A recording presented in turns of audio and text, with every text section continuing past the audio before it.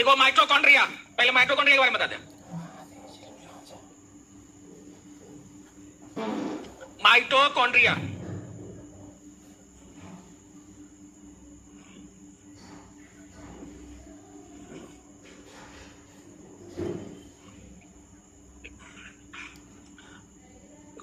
इस कोशिकांग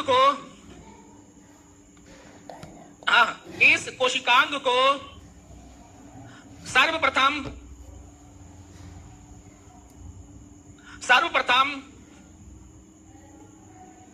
कॉलिकर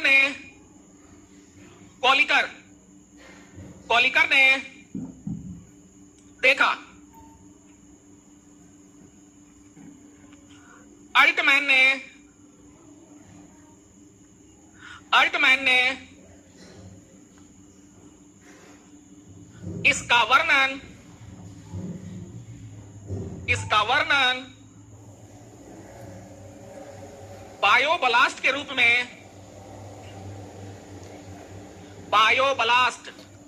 रूप में किया, जबकि पेंडा ने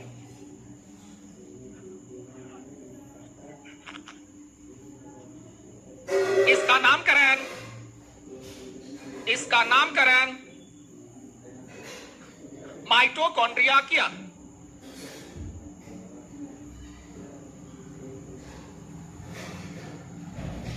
फिर पैराग्राफ चेंज करके लिखिए।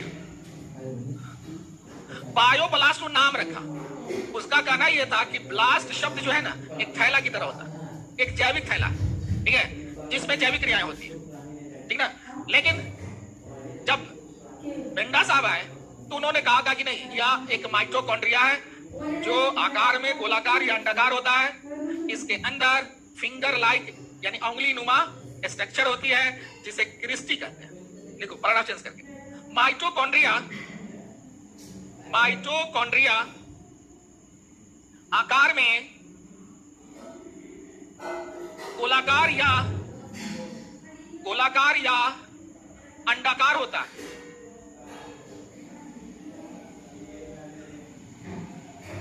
इसके अंदर दोहरी झिल्ली वाले उंगलीनुमा संरचना पाई जाती है, जिसे क्रिस्टी कहते हैं। क्रिस्टी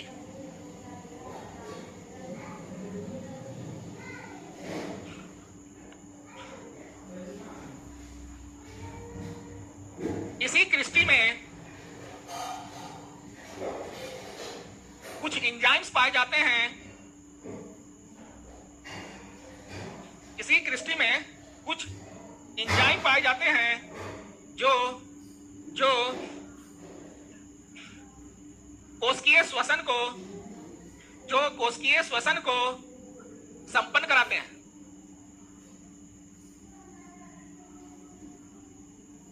कोशिकीय श्वसन को संपन्न कराते हैं, जिसके उपरांत एटीपी के रूप में ऊर्जा का निर्माण होता है। यही कारण है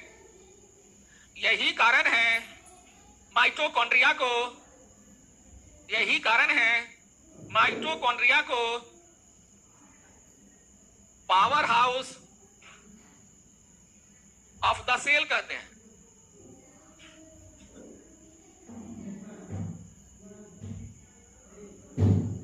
power house of the cell कहते हैं। अब जरा सा समझिए एक बात, इसका रचना जो है ना, ये गोलाकार या अंडाकार है।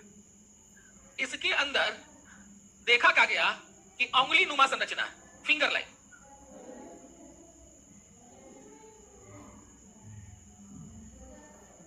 इस टाइप की रचना नजर आई और इस रचना का नाम क्या दिया गया?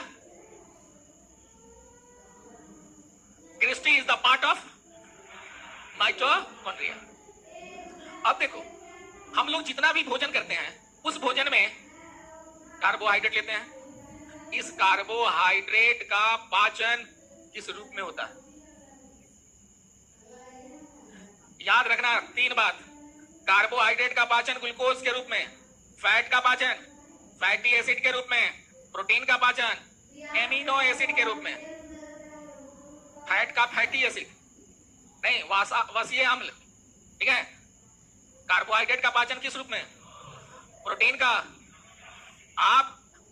हम लोग के शरीर में कार्बोहाइड्रेट रक्त में नहीं घुलता, प्रोटीन रक्त में नहीं घुलता, फैट रक्त में नहीं घुलता।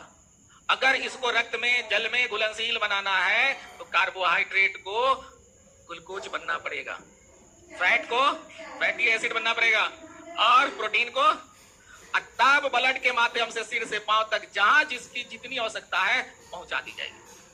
इसी क्रिया को ना एसिमिलेशन कहते हैं, इसी क्रिया को ना स्वांगीकरण कहते हैं। The distribution of digested food according to body parts requirement, that is called assimilation. शरीर के अंगों की आवश्यकता के अनुसार बचे हुए भोजन को रक्त के द्वारा पहुंचा देने की क्रिया को स्वांगीकरण कहते हैं। जिसका स्वांगीकरण ठीक होगा उसका सेहत ठीक होगा, उसके शरीर का शारीरिक ग्रोथ ठीक होगा, उसके शरीर का मानसिक ग्रोथ ठीक होगा। नहीं तो जिसका स्वांगीकरण गड़बड़ होता है उसी को लोग कहते हैं अरे खाता खूब है लगता ही नहीं। नहीं 13-14 को रोटी खा लेता है और हिलते रहेगा। तो ये मत समझना कि उसका पाचन गड़बड़ है, पाचन तो ठीक है, क्या गड़बड़ हुआ? स्वांगीकरण, एसिमिलेशन गड़बड़ा गया। अच्छा हम बायोलॉजी के टीचर हैं कि डॉक्टर हैं? नहीं। अरे डॉक्टर रहते तो डॉक्टर हबीब आलम और 500 रुपया फीस लेके तब तुम लोग एक एक करके बुलाते। नहीं तो इसलिए डॉक्टर नहीं मानो, केवल एक टीचर मानो जो लोगों ने पढ़ा लिखा, उसको हमने सुना देखा और आप तक पहुंचा दिया।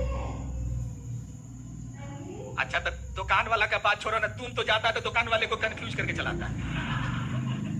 देखो कैसे जाके क्या कहेगा, एगो पेट दर्द का दवाई है। अब बताओ कि हम लोग जैसा दुकानदार कंफ्यूजन होगा। अरे पेट दर्द निवारक दवाई रखे हुए हैं कि पेट दर्द करे वाला दवाई ना? नहीं, यही से जाके कहते हो कि माथा दर्द का दवाई है।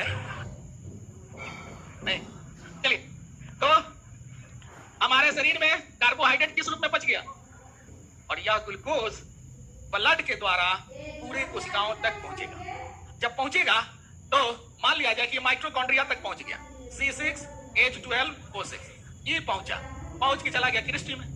जब क्रिस्टी में जाएगा C6H12O6, आप सांस के द्वारा ऑक्सीजन लिए हो और ये ऑक्सीजन क्या करेगा कि इस ग्लूकोज को ऑक्सीडाइज करेगा। ऑक्सीडाइज करने के बाद 3 चीज बनाएगा, 6CO2, 6H2O और 38 ATP या 2880 कैलोरी या 686 जूल। ठीक है, 1 किलो लगा देगा, ठीक है, इतना निकलेगा। और ये जो है ये आपका एनर्जी है,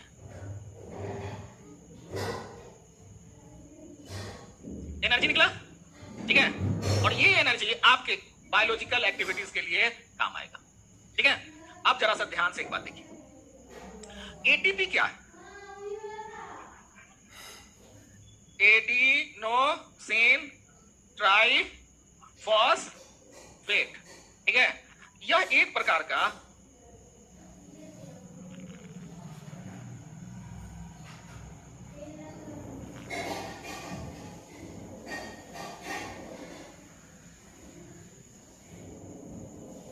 यह जो है ना big currency of energy, energy का बहुत बड़ा मुद्रा है, रूप है। जैसे भारत की सबसे बड़ी करेंसी क्या है? रुपया की 2000 का नोट, 2000 का नोट है। अब आप चाय पीने जाते हो तो 2000 का नोट चाहिए कि रुपया या पैसा चाहिए? ठीक है, 2000 का नोट से काम चलेगा, लेकिन कमाओगे तो 2000 का गड्डी कमाओगे नहीं। लेकिन जब आप खर्च करने करने जाओगे तो उसको रुपया या पैसा में बदलोगे। ठीक है, तो हमारा शरीर भी उसी तरह से जब ऊर्जा बनाता है तो किस रूप में बनाएगा? एटीपी के, लेकिन खर्च करेगा किस रूप में? कैलोरी या जूल में। ठीक है, तो हमारा शरीर ऊर्जा बनाता है किस रूप में? एटीपी के रूप में, और खर्च करेगा किस रूप में? जूल या कैलोरी के रूप में। ठीक है, तो एटीपी समझ में आया। और इसका निर्माण कहां हुआ? जितना खर्च हुआ तो हुआ, बाकी जो बच गया वो रख भी लेता है, संचय भी कर लेता है। इसलिए माइटोकॉन्ड्रिया ऊर्जा का निर्माण भी करेगा और बचे हुए ऊर्जा को सुरक्षित रखता भी। ठीक है, अब बताइए कि इसको हम लोग ऊर्जा गृह कहें तो कोई गलती है? तो mitochondria is the power house of the cell. ठीक है, और ये सब के सब कुछ एंजाइम की मदद से होता है, और यही एंजाइम पाया गया किसमें? क्रिस्टी में। किसमें पाया गया? क्रिस्टी में। तो cristae is the part of mitochondria. ठीक है, समझ में बात आ रही है? अब क्वेश्चन कुछ पूछ ले आपसे क्वेश्चन आएगा। हाँ बोलिए। ये तो माइटोकॉन्ड्रिया है, तो पूरा माइटोकॉन्ड्रिया है। ये जो है ना, ये पूरा माइटोकॉन्ड्रिया है। ये तो माइटोकॉन्ड्रिया को पीछे पीछे काट दिया, जैसे तरबूज काटिएगा ना, तो तरबूज आपका ये गोल हो गया। अब इसको जब काटोगे तो क्या होगा? इसी टाइप से दिखाई देगा ये तरबूज। ये तो भाग हो गया, इसीलिए हमने माइटोकॉन्ड्रिया को काटा, अंदर के भाग को दिखाया। ठीक है, ये जो भाग दिखा रहे हैं ये भाग, ये अंदर का भाग है। ठीक है, तो माइटोकॉन्ड्रिया के अंदर अंगुली जैसा संरचना देखी गई, उसी का नाम क्रिस्टी है। और इतना याद रखोगे कि माइटोकॉन्ड्रिया ऊर्जा का निर्माण करता है। हो गया। अब हमको ये बताइए कि यहाँ ग्लूकोज का कितना अणु है? एक ग्लूकोज के अणु के लिए कितने अणु ऑक्सीजन चाहिए? 6 की 12? 6 अणु ऑक्सीजन चाहिए, 12 को परमाणु चाहिए। एक अणु ग्लूकोज का जब ऑक्सीडेशन होगा तो कितने एटीपी ऊर्जा निकलेगी? कितना निकला? 38 एटीपी ऊर्जा का निर्माण होता है। ठीक है, अब पैराग्राफ चेंज करके लिखिए। तो आप पूछ के नोट करोगे कि काम अपना चालू रखो, सब दोनों काम है।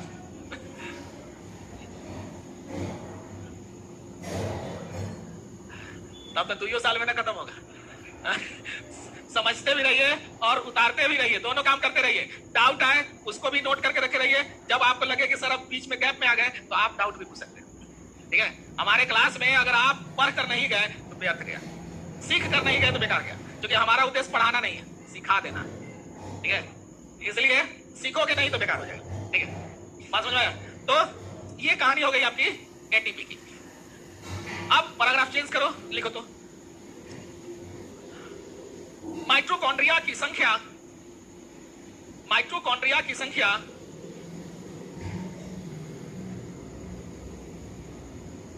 कोशिका के स्थान विशेष पर निर्भर करती है। कोशिका के स्थान विशेष पर निर्भर करती है।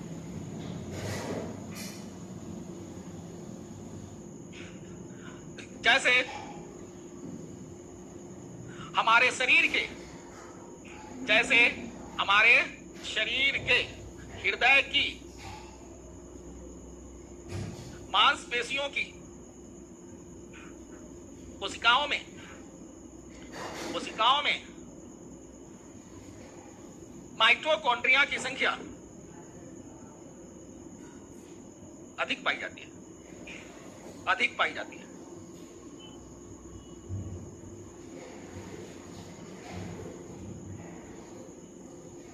फिर नीचे से लिखो। पक्षियों के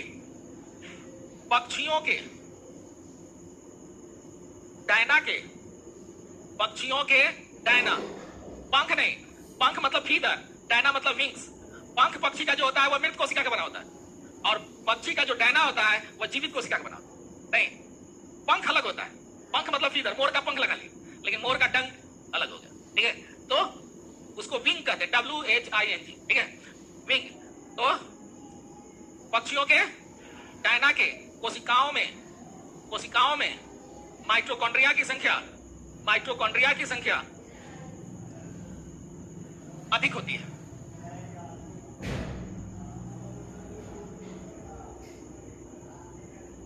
देखो, सब कोशिकाओं में इसकी संख्या अलग अलग होगी, किसी में ज्यादा और किसी में कम। ज्यादा माइटोकॉन्ड्रिया कहां पाया जाएगा? जहां जिस अंग का बायोलॉजिकल एक्टिविटी ज्यादा हो। अब आप सोचिए कि हमारे शरीर में कौन एक ऐसा अंग है जो बेचारा दिन रात बिना रुके खटते रहता है? हृदय। ये माँ के गर्भ से लेकर कब्र में जाने के पहले तक ही बेचारा काम करते रहता है, कभी रुकता नहीं। अब इसको पावर हाउस तो ज्यादा चाहिए, जैसे शहर में दिन रात दोनों समय काम होता है, तो यहाँ पावर हाउस हम लोग थोड़ा ज्यादा देते हैं। देहात में चूंकि रात में काम नहीं होता है, इसलिए पावर हाउस वहां कम रहता है। तो जहां पावर हाउस की ज्यादा जरूरत होती है, नेचर ने हमारे शरीर में डाल दिया। उसी तरह से पक्षी में सबसे ज्यादा बायोलॉजिकल एक्टिविटी जो होता है उसके डायना में होता है, इसलिए डायना के मांसपेशी में माइटोकॉन्ड्रिया ज्यादा।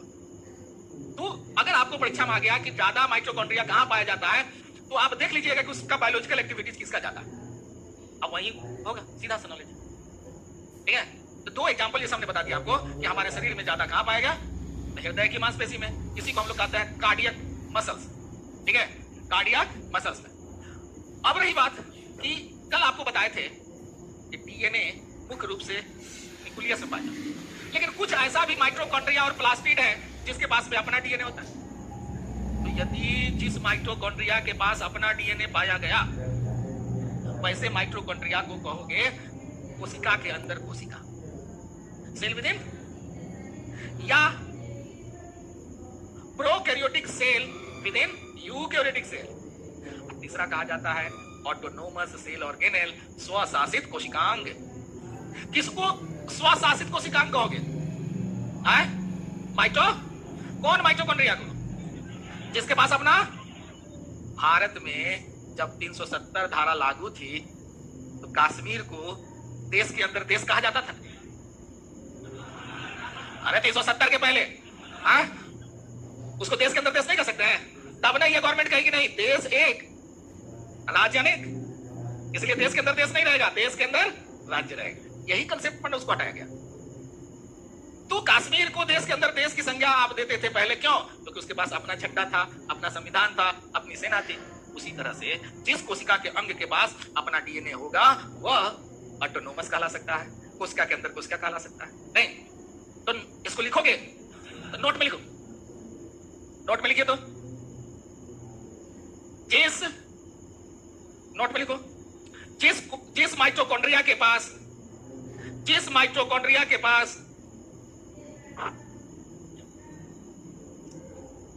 अपना डीएनए पाया जाता है,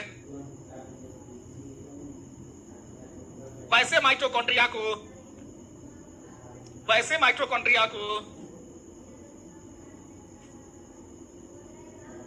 सेल विद इन सेल, कोशिका के अंदर कोशिका,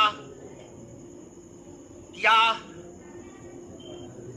prokaryotic cell within eukaryotic cell, या ऑटोनोमस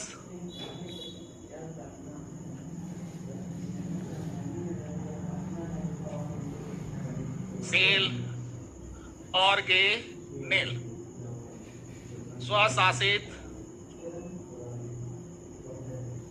कोशिकांग कहते हैं।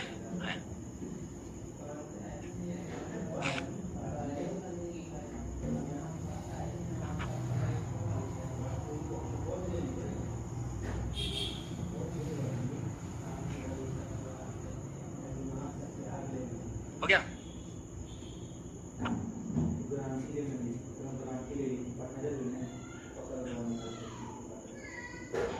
बेटा नेक्स्ट लिखो गोल्जी बॉडी।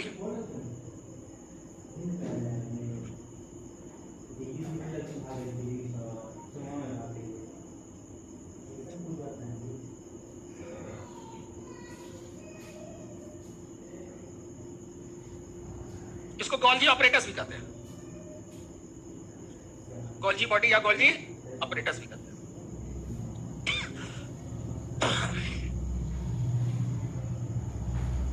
इसके खोजकर्ता जानते कौन थे?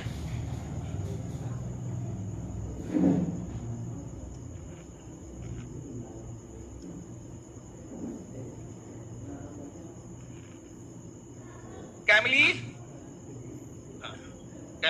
गोल्गी।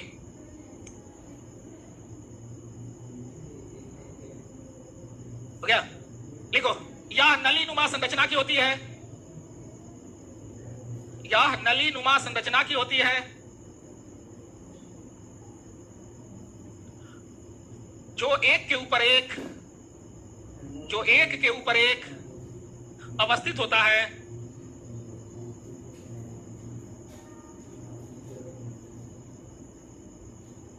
इसका मुख्य काम, इसका मुख्य काम संश्लेषित प्रोटीन को एवं वसा को पैकिंग करना, पैकेट बनाना, प्रोटीन एवं वसा को पैकिंग करना तथा कोशिका के अंदर पदार्थों के परिवहन को, तथा कोशिका के अंदर पदार्थों के परिवहन को नियंत्रित करना। यही कारण है गोल्जी बॉडी को कोशिका का ट्रैफिक पुलिस कहते हैं। ट्रैफिक को कंट्रोल कौन करता है? उसी तरह से कोशिका के अंदर पदार्थों के परिवहन को नियंत्रित कौन किया? उसके बाद नोट में लिखो, जंतु कोशिका में, कैसे लिखो? जंतुओं में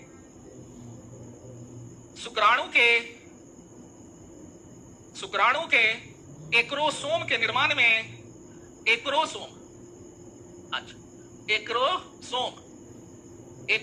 के निर्माण में गोल्जी बॉडी का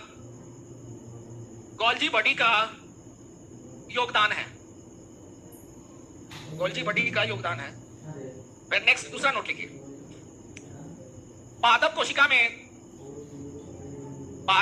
में कोशिका विभाजन के समय सेल प्लेट का निर्माण गोल्जी बॉडी के द्वारा, सेल प्लेट का निर्माण गोल्जी बॉडी के द्वारा किया जाता है। देखिए, ये जो गोल्जी बॉडी है, ये कोशिका में जो है इस टाइप का पाया जाएगा, लगेगा कि एक के ऊपर एक अवस्थित है, ठीक है। और ये जो पाया जाता है, इसका काम क्या है कि ER और राइबोसोम, इन दोनों ने मिलकर क्या किया कि प्रोटीन बना लिया। अब इस प्रोटीन को पैकिंग करना है, अब पैकिंग करके एक जगह से दूसरी जगह भेज देना, तो इसका काम है पैकिंग करेगा और इसको एक जगह से दूसरी जगह भेजने का कार्य। इसलिए इसको ट्रैफिक पुलिस भी कहा गया, इसको मूवर्स एंड पैकर्स भी कहा गया। नाम सुने? मूवर्स और पैकर एक एजेंसी का नाम है। आपके घर में जो भी सामान है ना, आप उसको कह दीजिए इसको उठाकर कलकत्ता डेरा पर या मेरे मकान पर पहुंचा देना। वो क्या करेगा कि कार्टून ले आएगा और अपने साथ मजदूर ले आएगा, पुआल ले आएगा और आपके सब सामान को पैक कर लेगा। ऐसा बढ़िया पैक करेगा कि रास्ते में वो डैमेज ना हो। तो पैक किया, एक जगह से दूसरी जगह उठाकर ले गया। इसलिए इसको ये सेल का मूवर्स एंड पैकर्स भी कहा गया, ट्रैफिक पुलिस भी कहा गया, मूवर्स एंड पैकर्स का भी काम करता है। और शहर में देखोगे किसी का हमेशा ट्रांसफर होते रहता है, वो बेचारा सारा सामान किसे ले जाएगा? तो वो एजेंसी वाले को दे दिया, वो एजेंसी वाला का काम है कि आपको पैकिंग कर देगा और करके वापस जो जहां है वहां पहुंचा देगा ट्रक के माध्यम से, ठीक है। अब इसका एक और विशेष काम है, जंतुओं में शुक्राणु का निर्माण होता है, जिसको हम लोग अंग्रेजी में स्पर्म कहते हैं। ये स्पर्म जो है इस टाइप का, ये इसका हेड हुआ और ये इसका टेल हुआ, और इस स्पर्म के टिप पर देखोगे कि एक नोकीला जैसा जगह होता है, और ये जो नोकीला जगह जो देख रहे हो, इसी का नाम है एक्रोसोम। और ये एक्रोसोम जिस स्पर्म का ज्यादा मजबूत होगा, उसमें पेनिट्रेटिंग कैपेसिटी ज्यादा होगी, और वह अधिक से अधिक पेनिट्रेटिंग, अंडाणु को पेनिट्रेट करना है। तो जब तक ये एक्रोसोम जिसका मजबूत नहीं होगा, वह ये अंडाणु को पेनिट्रेट नहीं करेगा। जब ये पेनिट्रेट नहीं करेगा तो नतीजा ये निकलेगा, ए प्रजनन क्षमता नहीं रहेगी। तो जंतुओं में इसकी आवश्यकता ज्यादा पड़ गई। दूसरी, प्लांट में देखो, प्लांट में क्या होता है कि जब सेल डिवीजन हो गया तो सबसे पहले केंद्रक बन गया, ये केंद्रक बन गया। अब यह केंद्रक जब बन गया, अब यहां से कोशिका को दो भाग में बंटना है, लेकिन यह बीच में दबता नहीं है। नहीं दबने का कारण क्या है? सेल वाल कठोर है, मजबूत है, तो क्या होगा कि एक सेल प्लेट का निर्माण, और यह सेल प्लेट कौन बनाता है? Golgi body. और यही सेल प्लेट जो है वो क्या करता है कि जब विकसित होगा तो बन जाएगा सेल वॉल। ठीक है, तो इस सेल प्लेट का निर्माण किसने किया? ठीक है, तो सेल प्लेट का निर्माण कौन किया? एक्रोसोम का निर्माण कौन किया? एक्रोसोम कहां पाया गया? स्पर्म के टिप पर, टिप ऑफ द स्पर्म, और सेल प्लेट पाया गया दो नवजात केंद्रक के बीच। क्लियर है? चलिए उतार लिए, जल्दी उतारो।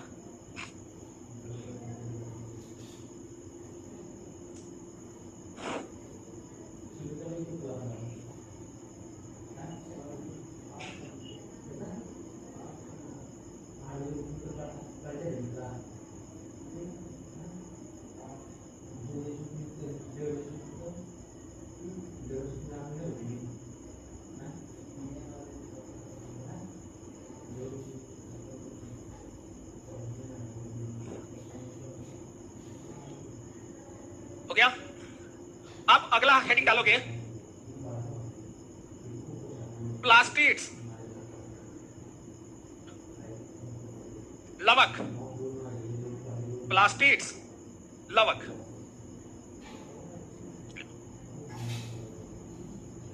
यह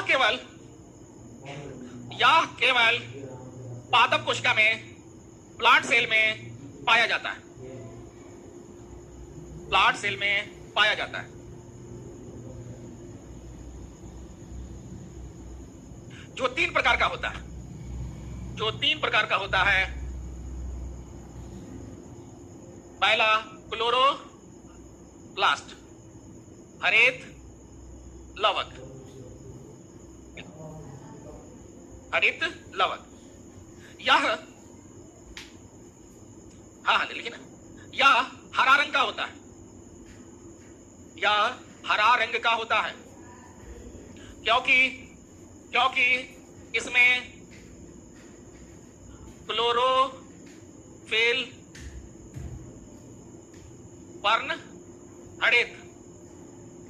पर्णहरित नामक वर्णक, जिसको हम लोग कहते हैं पिगमेंट, पर्णहरित नामक वर्णक पाया जाता है।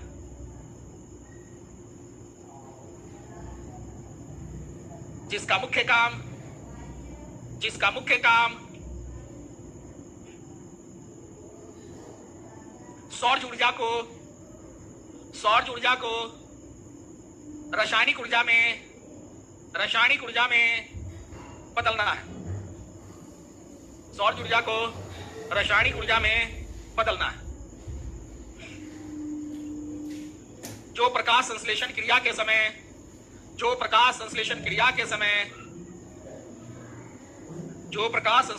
के समय होता है।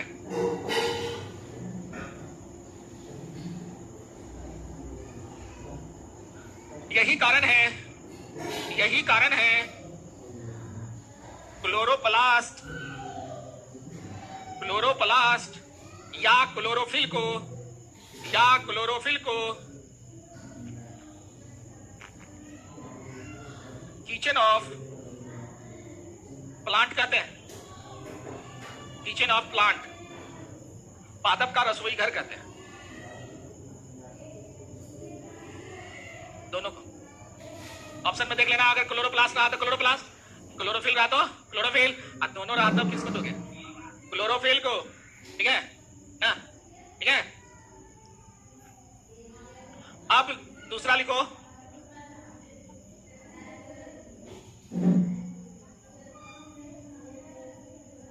अवर्णी लवक, अवर्णी लवक। ठीक है। देखो ल्यूको शब्द जो है ना, ल्यूको का मतलब होता है कलरलेस, इसको कहते हैं कलरलेस, ठीक है। यही कारण है ना कि ल्यूकोडर्मा, नाम सुने हो ल्यूकोडर्मा? क्या होता है? एक चर्म रोग है ना, तो ल्यूको मतलब कलरलेस, डर्मा मतलब त्वचा, तो त्वचा पर उजला उजला दाग हो जाता है जिसको सफेद दाग कहते हैं। इसी से बना है ल्यूकोडर्मा से, ल्यूको शब्द से ही बना ल्यूकोडर्मा, इसी से बना है ल्यूकोसाइट्स। क्या बना है? ल्यूकोसाइट्स। ल्यूकोसाइट्स जिसको हम लोग कहते हैं WBC, ठीक है। ल्यूको शब्द जहां मिलेगा ना वो समझ लेना कि या तो सफेद है या तो कलरलेस, ठीक है। तो लिखो, इसमें किसी भी प्रकार की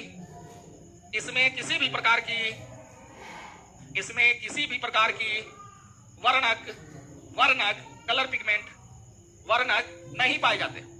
वर्णक मतलब रंग देने वाला, वर्णन नहीं हुआ, वर्णक। वर्ण मतलब होता है रंग, क लगा दिया था, रंग देने वाला नहीं, वर्णक नहीं पाए जाते। इसका मुख्य काम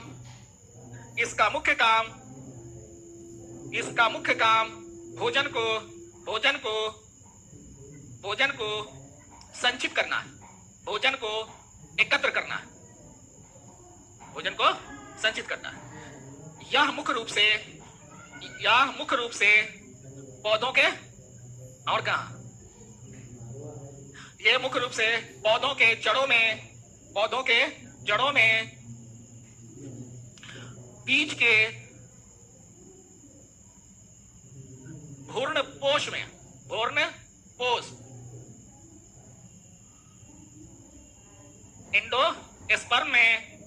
एंडोस्पर्म में तथा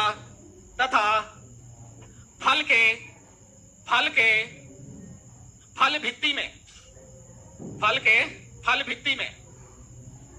पाए जाते हैं।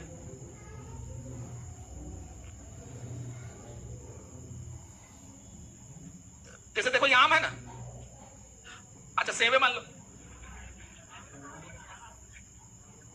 अच्छा केला है, तो इसके बीच वाला भाग को क्या कहते हैं? मध्य फल भित्ति। और जब आम कच्चा रहता है, काटोगे तो उजला दिखता है, किसके कारण? ल्यूकोप्लास्ट के कारण, ठीक है। उसी तरह से सेब काट के देखो उजला दिख रहा है, तो वह ल्यूकोप्लास्ट के कारण, ठीक है। अब क्रोमोप्लास्ट, वर्णी लवक,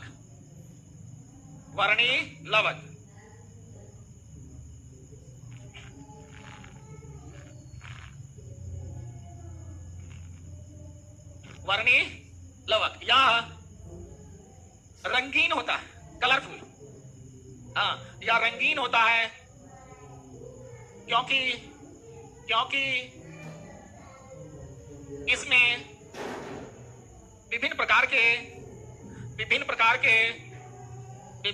के वर्णक पाए जाते हैं।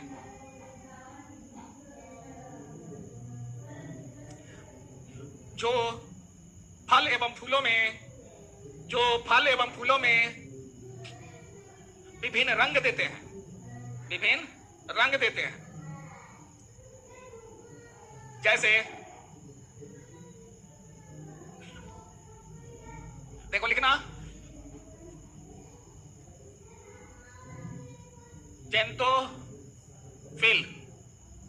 जेंतोफिल के कारण जानते हो क्या होगा? पका पपीता या आम पीला होगा। लिखो जेंतोफिल लिख लिया, ऐसे लिखो, पका पपीता या आम का पीला होना, पका पपीता या आम का पीला होना। लाइकोपीन, टमाटर का लाल होना,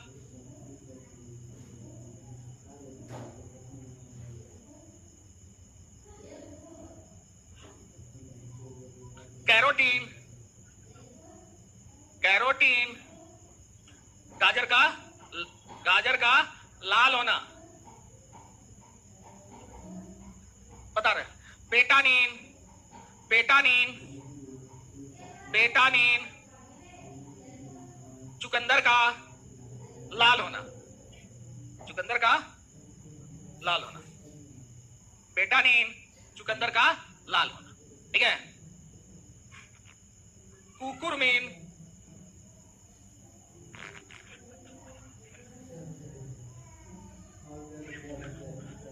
कुकुरमीन कुकुरमीन हिंदी लिख लो।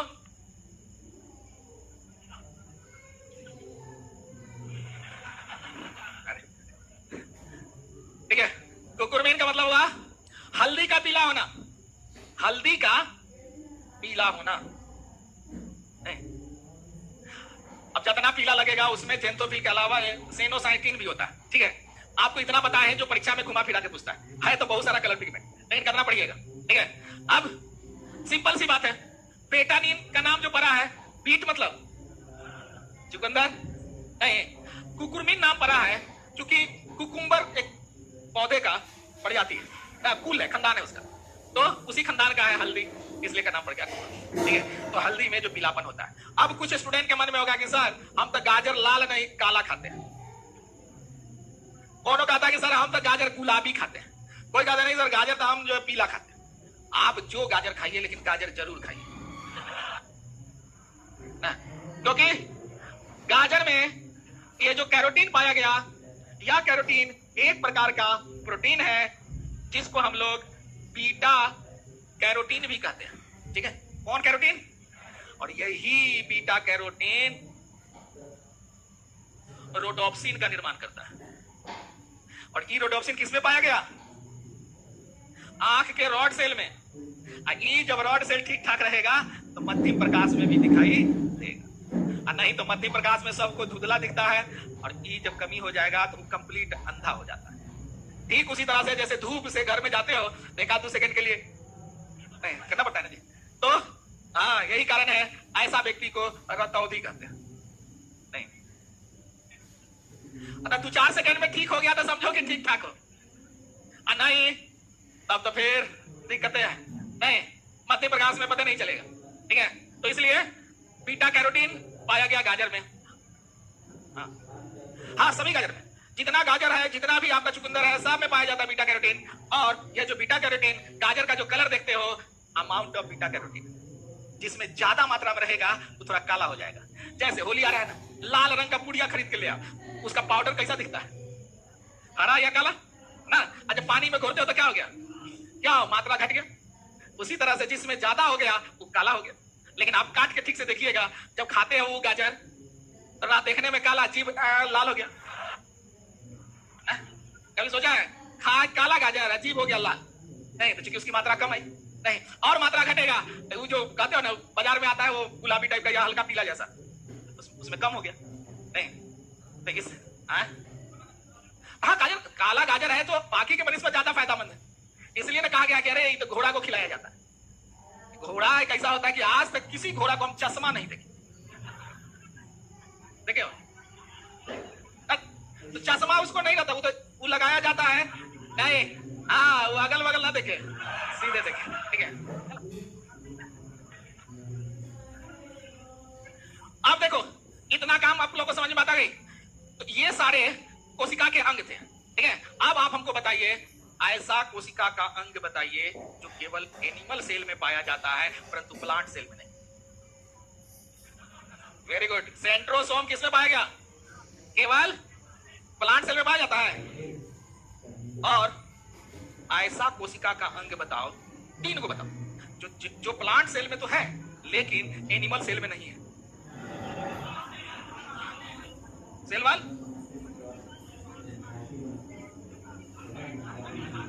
लार्ज वैक्यूल, प्लास्टिड, ठीक है। तो 3 को हो गया, कौन कौन? पहला सुन लो, सेल वाल, दूसरा प्लास्टिड्स, और तीसरा लार्ज वैक्यूल। तुम लोग तो कुछ जवाब हो दिया। एक बैच को पढ़ा रहे थे, उससे पूछे कि 3 को अंग का नाम बताओ। एक लड़का खड़ा होकर कहा कि सर 3 को अंग हम जान गए। कौन कौन? तो कहा कि क्लोरोप्लास्ट, क्रोमोप्लास्ट, लिकोप्लास्ट। 3 हो गया, आप कहेगा बैठ जा, ठीक है। तो वो काम नहीं करना है, आपको 3 बताना है। क्लियर हो गया? अब कंसेप्ट की बात, ये कंसेप्ट है। आप हमको बताइए कि आपके सामने कभी कभी मिलता होगा कोशिका द्रव्य और जीव द्रव। कोशिका द्रव को कहते हैं साइटो, इसको कहते हैं प्रोटोप्लाज्म। अब आप हमको बताइए, क्या दोनों एक ही चीज है कि अलग अलग है? तो अलग है तो दोनों में क्या अंतर है? ओह, माने ये कोशिका में पाया गया, ये जीव में पाया गया। कोशिका कहां पाया गया? आप बताइए, बोलिए, खड़ा होकर बोलिए। कौन केंद्रक में पाया गया? कोशिका द्रव केंद्रक में। और कोई व्यक्ति जो खड़ा होकर बोले।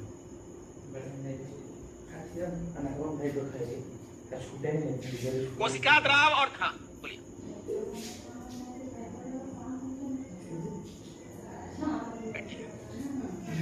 देखो, कोशिका द्रव का मतलब ये हो गया और जीव द्रव दोनों दो चीज है, ठीक है। जीव द्रव का मतलब हो गया कोशिका द्रव्य प्लस केंद्रक, ठीक है। और कोशिका द्रव का मतलब हो गया जीव द्रव माइनस केंद्रक। जीव द्रव में से केंद्रक हटा दो, जो बाकी बच गया वो क्या कहलाया? कोशिका द्रव, ठीक है। अब इसको समझना है तो पहले इसको जरा सा उतार लो, तो आगे हम बताते हैं। उतारो।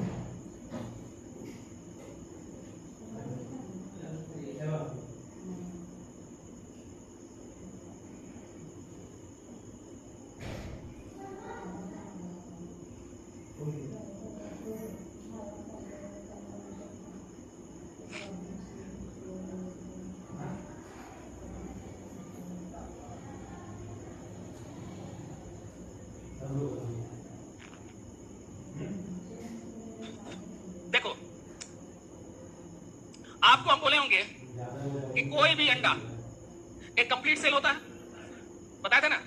अच्छा, तो आप कोई एक अंडा ले लो, मान लो कि आपने एक मुर्गी का अंडा ले लिया, ठीक है। तो an egg is a complete cell. अब आपने अंडा ले लिया,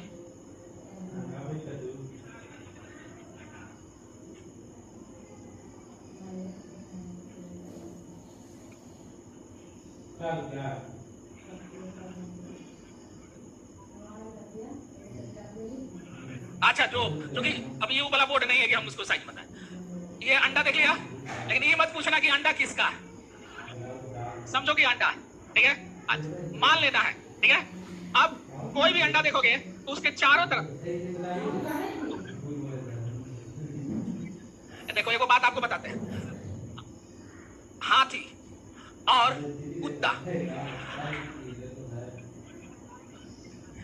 दोनों में, जब दोनों एक प्रजाति आपस में सेम प्रजाति के साथ अगर उसकी पहली मुलाकात होती है ना, तो हाथी जानते हो क्या करता है? जमीन से धूल उठाता है और उसके माथा पर चंदन लगाकर उसका स्वागत करता है। लेकिन एक कुत्ता अगर दूसरे कुत्ता को देख लिया तो जब खुश होता है तो क्या करता है? तो बड़ा बनो, किसके तरह? हाथी की तरह, कि जब कोई अपने प्रजाति के लोग मिले तो चंदन से स्वागत करे, नहीं तो कुत्ता मत बनो, ठीक है। तो इसलिए तो अब इस कोशिका के सबसे बाहर एक सेल होगा। अंडा जो होता है ना, उसके चारों तरफ एक कवर होता है जिसको सेल कहते हैं, और वो सेल ऐसे लिखाता है SHEAL, और ये सेल बना होता है कैल्शियम कार्बोनेट का, that is the rich source of calcium. बहुत अच्छा होता है, इसको उठाकर अब खूब चबा चबा के गर्म पानी के साथ पी जाओगे तो कैल्शियम की कमी नहीं। नहीं होता तो उसको करोगे कि खाले में कूट दो, अब पाउडर बना लो, अब पाउडर बना के थोड़ा सा, ठीक है। तो क्या छोड़िए, तो ये कैल्शियम कार्बोनेट का बना होगा। अब उसको तुम मान लो सेल वाल, क्या मान ले? सेल वाल मान लिया, ठीक है। ठीक उसके अंदर जब ऊपर वाला कवर हटाते हो, एक पतला सा झिल्ली नजर आएगा, आता है ना, उसको मान लो प्लाज्मा मेम्ब्रेन, ठीक है। अब अंडा को फोड़ कर गिराओगे तो उजला और पीला दोनों निकलेगा, उसको मान लो प्रोटोप्लाज्म। क्या मान लिया? अब उस प्रोटोप्लाज्म में बीच में वो पीला वाला होगा, है? तो अब इसको दो भाग करो। जो बीच वाला भाग होगा उसको मान लो साइटोप्लाज्म। साइटोप्लाज्म का हिंदी, एक मिनट, नहीं,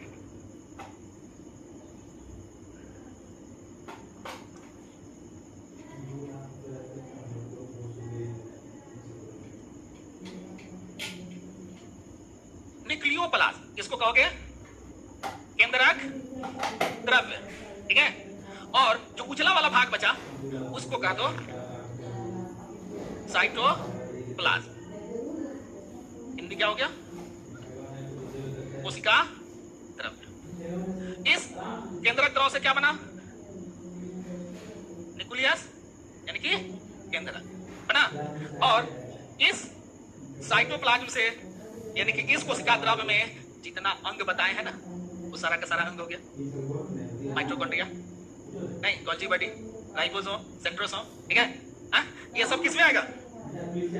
साइटोप्लाज्म में कि न्यूक्लियस में? साइटोप्लाज्म, ठीक है। समझ में आता है? अंडा का उजला वाला भाग को क्या मान लोगे? पीला वाले भाग को न्यूक्लियोप्लाज्म या केंद्रक। ये क्लियर हो रहा है? चलिए पहले इतना उतार लीजिए। साइट होते हैं तो उधर से फोन आता है कि सर कहां चले गए। जो बच्चा देखता होगा टीवी पर,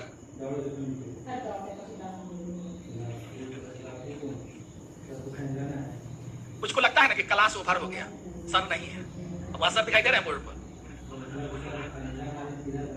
ओ अच्छा, कुछ बोलते रहे।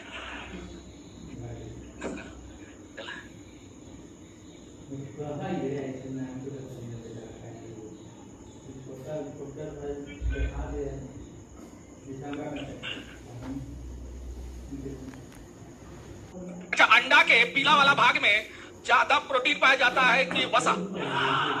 इसलिए पीला वाला भाग जो होता है वह विटामिन ए और विटामिन डी का अच्छा स्रोत है, ठीक है। और उजला वाला भाग जो होता है वह प्रोटीन होता है, ठीक है। अंडा के अंदर से जो उजला वाला भाग निकला वो क्या कहलाया? प्रोटीन, ठीक है। और उस प्रोटीन को क्या कहते हैं? अल्ब्यूमिन। अंडा में पाए जाने वाले प्रोटीन को अल्ब्यूमिन, ठीक है। तो बात समझ में आया? तो यहीं पर जैसा अंडा भी पढ़ लीजिए। अगर ये अंडा है तो इस अंडा को पीला वाले भाग को कहते हैं योग। क्या कहेंगे? योग। और उजला वाला भाग है उसको क्या कहोगे? अल्ब्यूमिन। ये रिच है किसका? प्रोटीन का, ठीक है। और ये है फैट का। और अंडा में आप ध्यान से देखिएगा, जब बॉयल कर लेते हैं तो एक जगह थोड़ा सा धंसा रहता है ना? जो धंसा रहता है ना, वो देखो ये है एयर सैक।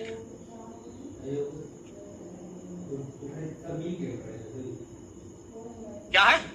Air sac. ये हवा का थोड़ा सा थैला है। और यही थैला अगर खत्म हो जाता है, फट जाता है, तो हम कहते हैं कि अंडा में वायु घुल गया। क्या कहते हो कि अंडा घोल हो गया? अंडा खराब होता है? अंडा कब खराब हुआ? जब यही इसका थैला फटकर और उसका हवा उस अंडा में जाके घुल गया। आप कहोगे कि नेचर ये हवा अंडा में काहे रखा है? तो इसका कारण यह है कि यह अंडा जब चूजा में कन्वर्ट होगा, एक ऑक्सीजन रहता है, और जब ये एक छोटा सा बच्चा बनेगा, उस बच्चा जब बन जाता है तब वह इस सेल को तोड़कर बाहर आता है। अब उस तोड़ने के लिए उसको एनर्जी चाहिए ना, और एनर्जी कब मिलेगा? जब वह श्वसन क्रिया करेगा। नहीं, श्वसन के लिए उसे ऑक्सीजन चाहिए। तो नेचर ने कहा कि देखो हम थोड़ा सा अंदर हम ऑक्सीजन रख देते हैं। जैसे मोटरसाइकिल खरीदने जाओगे ना, तो मोटरसाइकिल का एजेंसी वाला उतने पेट्रोल देता है जितना पेट्रोल पंप तक उसे जाता देता है। तो उसी तरह से नेचर ने भी इस अंडा को कहा कि चलो हम तुमको थोड़ा सा रिजर्व दे दिए, अब इसे सांस लो, एनर्जी लो, और एनर्जी लेकर इसको तोड़ो या खटखटाओ।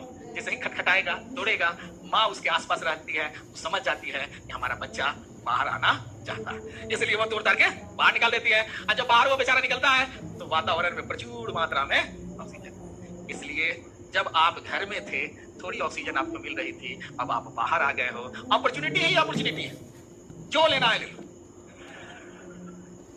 और पटना होगा जान लो, जो पटना में आकर कुछ ग्रहण नहीं किया व्यर्थ है, क्योंकि पटना पटने वाली है। आए हो पटना में, नौकरी लेकर जाइए और आपको आराम से मिल सकती है, लेकिन जो नहीं गया क्या क्या चला नहीं तो नहीं कहता लोग कहाँ के हो, तो पटने वाले हैं, नहीं कहाँ कुछ पटा है करेगा। ठीक है, तो ये बात समझ में आ गया। अब आपको होमवर्क क्या दे रहे हैं ऐसे सुन लीजिए। होमवर्क देखिए, आप हेडिंग लिख दीजिएगा।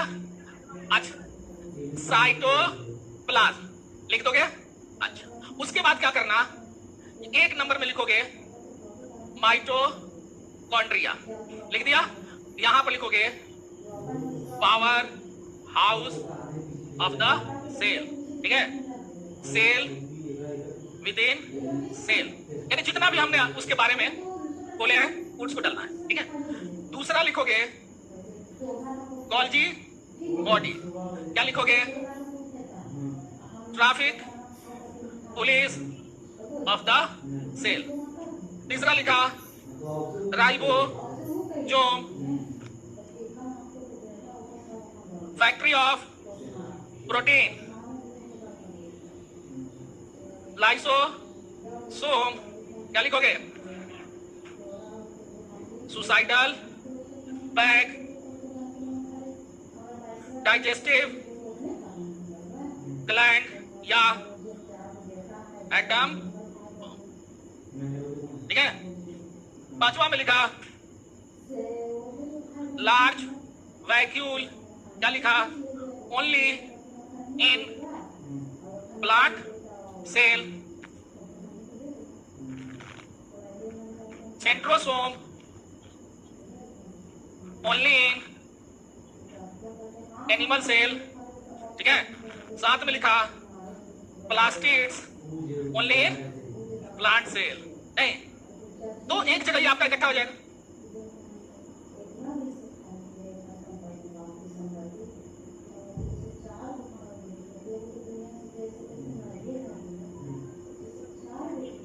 इसी को ठीक से लिखना है, इसमें और जोड़ोगे ना, नहीं तो 4 लाइन तो और जोड़ सकते हो। ठीक है, large vacuole plastid only in plant cell. ठीक है, chloroplast kitchen of animal cell. अब देखो, अब जो आपको बताने जा रहे हैं उसको थोड़ा सा ध्यान से समझिएगा, ये थोड़ा कंसेप्चुअल चीज है।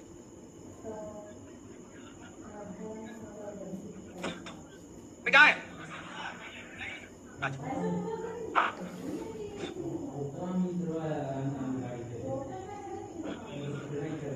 अच्छा 10-15 मिनट और।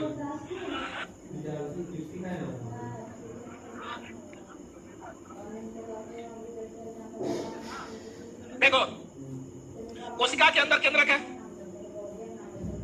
और इस केंद्रक के अंदर पाया जाता है न्यूक्लिक एसिड। क्या पाया गया, यह जो न्यूक्लिक एसिड होता है, ठीक है,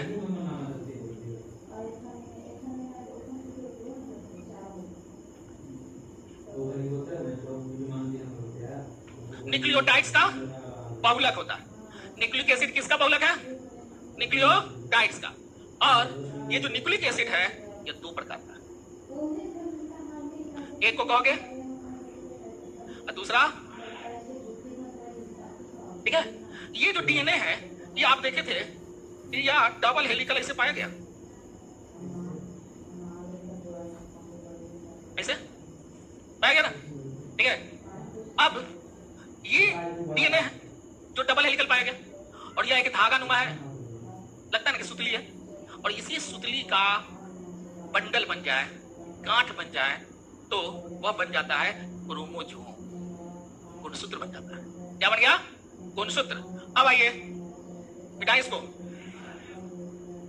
उतार लो, ये बन जाएगा क्रोमो।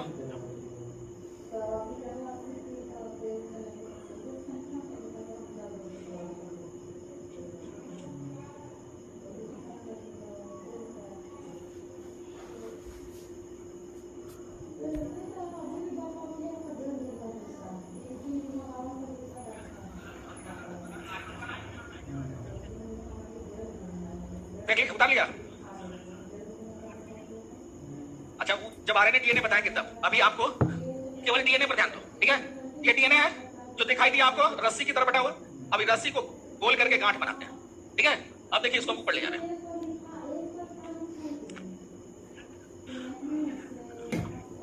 अब देखो ये जो है ये क्या हुआ कि अब ऐसे गांठ बन जाएगा।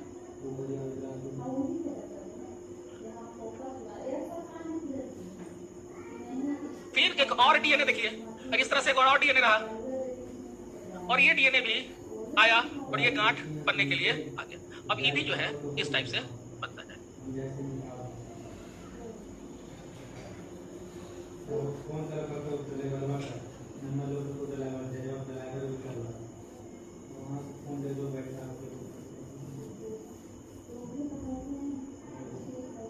और यहां पर दोनों सट गया, ठीक है, दोनों सटा हुआ है। और इसके चारों तरफ से एक प्रोटीन का लेयर लग जाता है।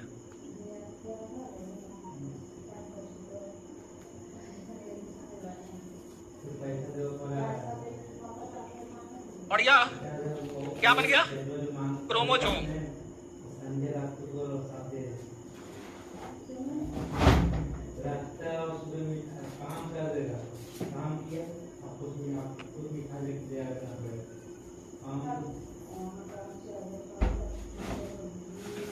तो देखो ये क्या था? डीएनए। डीएनए से ये जो बना ना गांठ जैसा, इसको कहोगे जीन। क्या कहोगे? जीन। और इस जीन के समूह को क्या कहोगे? जीनोम।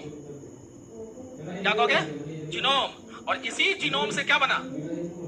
क्रोमोसोम। डीएनए से क्या बना जी? जीन से क्या बना? जीनोम से क्या बना?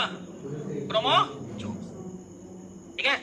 और यही जो जीन है, इसी जीन को हम लोग कहते हैं आनुवांशिक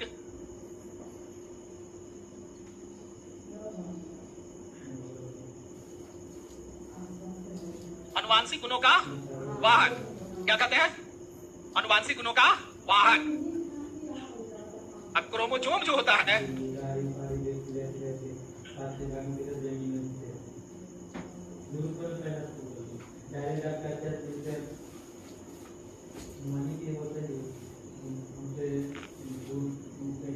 क्रोमोसोम्स को कहोगे आनुवांशिक गुणों का भौतिक आधार, और जीन को क्या कहोगे? आनुवांशिक गुणों का वाहक।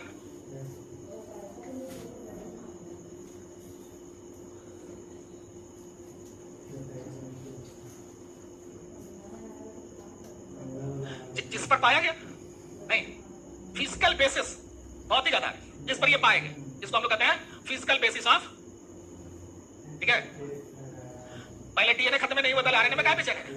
एक लाइन का सुन लो, आरएनए प्रोटीन का संश्लेषण करता है, सीधा सवाल नहीं, उससे ज्यादा आपके लिए जरूरत तो नहीं है। लेकिन जब पढ़ाएंगे आरएनए तो और आपको डिटेल बताएंगे, ठीक है। ये पहले समझ में आया है? और ये जो क्रोमोसोम्स है, याद रखिएगा, यह क्रोमोसोम्स हमेशा जोड़ा में पाया जाता है। लेकिन जितना प्रोकैरियोटिक जीव है, उस सारे जीव में क्रोमोसोम्स सिंगल होता है। प्रोकैरियोटिक जो जीव हुआ, प्रोकैरियोटिक जीव सभी प्रकार का बैक्टीरिया, सभी प्रकार का जीवाणु, माइकोप्लाज जो सबसे छोटी कोशिका है, और साइनोबैक्टीरिया या नील हरित शैवाल, ठीक है। अब ये जो देख रहे हो आप, जो आपने देखा, यह आनुवांशिक गुणों का वाहक है। अब आप ध्यान से देखिए, ये जो क्रोमोसोम्स जो हो गया, जैसा क्रोमोसोम्स के अंदर गुण होगा वैसा ही जीव। आनुवांशिक गुण और जैविक गुण और उपार्जित गुण, इन तीन गुण को समझो पहले। जैविक गुण कहलाता है ऐसा गुण जो कोई दो जीव का अंतर स्पष्ट करे। जैसे बंदर को पूंछ होता है, वह उसका जैविक गुण है, और मनुष्य को मूंछ होता है, वह उसका क्या है? आनुवांशिक की जैविक गुण। तो बंदर का पूंछ और मनुष्य के मूंछ से जब तुलना करोगे तो ऐसे गुण को क्या कहोगे? जैविक गुण। बंदर के बेटा को पूंछ होगा कि नहीं होगा? तो उसके खानदान में अगर पूंछ पाया गया तो वो क्या कहलाया? आनुवांशिक गुण। और मनुष्य के संतान में जितना संतान होगा, अगर नर होगा तो पूंछ होगा कि नहीं होगा? उसको क्या कहोगे? आनुवांशिक गुण। उपार्जित गुण समझो क्या होता है? उपार्जित गुण कहलाता है जो हम अपने वातावरण से प्रभावित होकर अपने गुणों में कोई बदलाव लाते हैं। जैसे कि एग्जांपल देखो, पिताजी को मूंछ था, बेटा जी क्लीन शेव है। क्या है वह? उपार्जित गुण है कि अनुवांशिक गुण? उपार्जित गुण है, क्योंकि वह जिस समाज में रहते हैं सब क्लीन शेव है, उससे वो प्रभावित हो गए। अब प्रभावित होकर अपना अपना क्लीन कर लिया। तो जिस समाज में रहते हैं उस समाज में देखा कि अरे मूंछ कोई पूरा क्लीन शेव करा लिया, उसका उद्देश्य क्या है? अपने लुक को खूबसूरत बना। और खूबसूरत की तुलना किसी न किसी खूबसूरत पर्सन से न कीजिएगा। तो देखा कि खूबसूरत पर्सन के पास में मूंछ है या नहीं है, हम भी मूंछ हटा के देखें नहीं, तो ये कंपैरिजन होता है। इसलिए मूंछ अगर किसी नौजवान के पास में नहीं है तो ये मत समझना यह अनुवांशिक गुण है, बल्कि यह उपार्जित गुण है। ठीक है, तो ये क्रोमोसोम्स जो है किस गुण को ढोता है? अनुवांशिक और जैविक गुण को। उपार्जित गुण का ये वहन एक पीढ़ी से दूसरे पीढ़ी में उपार्जित गुण को यह नहीं भेजता, अनुवांशिक गुण या जैविक गुण को भेजता है। अब जब ये भेजेगा तो जान लीजिए दो प्रकार का गुण हमारे पास पाया जाता है। एक गुण जो हमारे शरीर की रचना का निर्माण करे, और दूसरा गुण जो होता है हमारे सेक्स को डिटरमाइन करे। सेक्स का हिंदी लिंग, लिंग कई प्रकार के, स्त्रीलिंग और पुल्लिंग। तो जो क्रोमोसोम्स स्त्रीलिंग और पुल्लिंग का डिटर्मिनेशन करेगा, नर है कि नाड़ी का अंतर स्पष्ट करेगा, उसको हम लोग कहेंगे सेक्स क्रोमोसोम्स। और जो क्रोमोसोम्स हमारे शरीर के आकार प्रकार का निर्धारण करेगा उसको कहेंगे ऑटोसोम। तो क्रोमोसोम्स कई प्रकार के हो गए?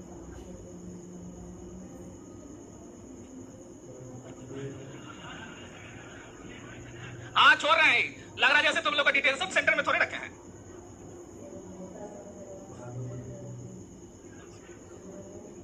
ठीक है, ऑटोसोम और दूसरा सेक्स क्रोमोसोम। ठीक है, ऑटोसोम कौन काम करेगा?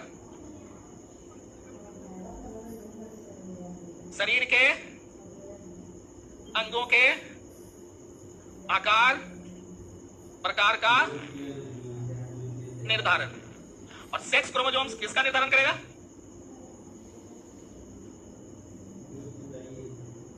अब आइए मनुष्य के केस में। मनुष्य में कितने क्रोमोसोम्स पाए गए? 46 की 46 जोड़ा,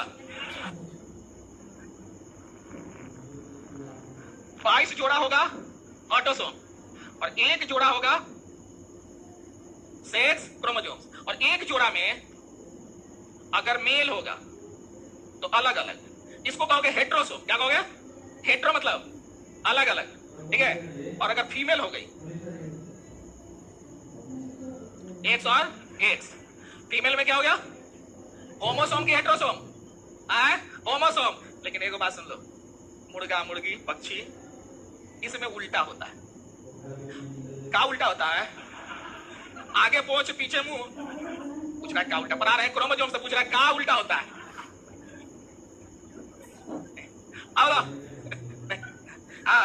तो पक्षी में अगर मेल होगा, पक्षी का मेल, तो उसमें होगा होमोसोम।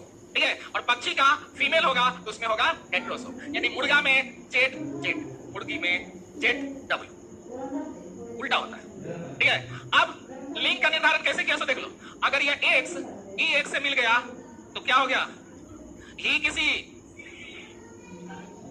अब देखो ना कि सी में ही छुपा हुआ है नहीं, अब फीमेल में मेल छुपा हुआ है, वुमेन में तो समझ लिए कि all are dependent upon man के वुमेन, वुमेन। ठीक है, आप बताओ ई आया और इसके साथ मिल गया तो क्या हो गया? एक्स वाई यानी कि ही। अब इससे वो क्वेश्चन आता है। ठीक है, यहां क्वेश्चन लिख लेते हैं। लिंग के संतान में लिंग के निर्धारण के लिए उत्तरदायी हैं। ऑप्शन में देखो, माता, ऑप्शन बी में पिता, ऑप्शन सी में दोनों, ऑप्शन डी में पड़ोसी।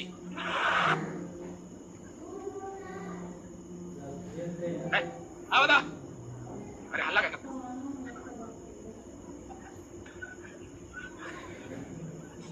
समझ में आ गया?